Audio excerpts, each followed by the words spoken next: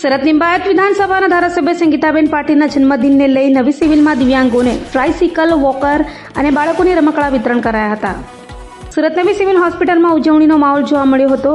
સુરતના લિંબાયત વિધાનસભાના ધારાસભ્ય સંગીતા પાટીલના જન્મદિવસની ઉજવણીને લઈ સુરત નવી સિવિલ હોસ્પિટલમાં દિવ્યાંગોને ટ્રાયસિકલ અને વોકર તથા બાળકોને રમકડા વિતરણ કરાયા હતા. જ્યારે ટીબીના દર્દીઓને 6 મહિના ચાલે તેટલી અનાજની કીટ વિતરિત કરાઈ હતી.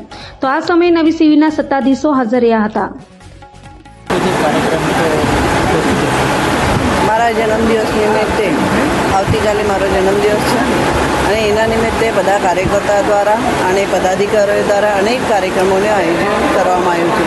કાર્યક્રમો જે એવા છે કે સેવાકીય કાર્યક્રમ છે, લોકોનું હિત થાય અને સમાજને હિત થાય એવા ઉપયોગી કાર્યક્રમોનું આયોજન કરવામાં આવ્યું છે. જેવા કે સેવા સેતુ કેમ્પ હોય, પછી ચશ્મા વિતરણ શિબિર હોય કે પછી ગંગા સ્વરૂપા બહેનો હોય એમને કીટ વિતરણ હોય, અનાજની કીટ વિતરણ હોય કે પછી સાડી વિતરણ હોય, એવા સેવાકીય કાર્યક્રમ અહીંયા લોકો બધા કાર્યકર્તા મિત્રો દ્વારા આયોજન કરવામાં આવ્યું છે. આજે સિવિલ ખાતે જે ટીબી પેશન્ટ છે એ ટીબી પેશન્ટને આપણે દર વર્ષે જન્મદિવસના નિમિત્તે અને આમ બી આપણે કઈ હવે 2 મહિનામાં આપતા હોય છે.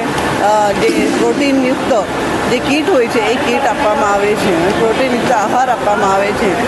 એવા અતિ ગંભીર જે પેશન્ટ છે એમને આપણે કીટ વિતરણ કર્યું છે. સાથે સાથે જે દિવ્યાંગ ભાઈ બહેનો છે એમને ઇલેક્ટ્રિક સાયકલનું પણ વિતરણ કર્યું છે. અને સાથે સાથે જે બાળ વિભાગમાં જઈને બાળ વિભાગના જે બચ્ચાઓ છે જે અહીંયા જેમને કંઈ તાવ કંઈ આવ્યો છે એ બચ્ચાઓને પણ રમકડા વિતરણ અને ફૂટબોલનું વિતરણ કરવામાં આવ્યું છે.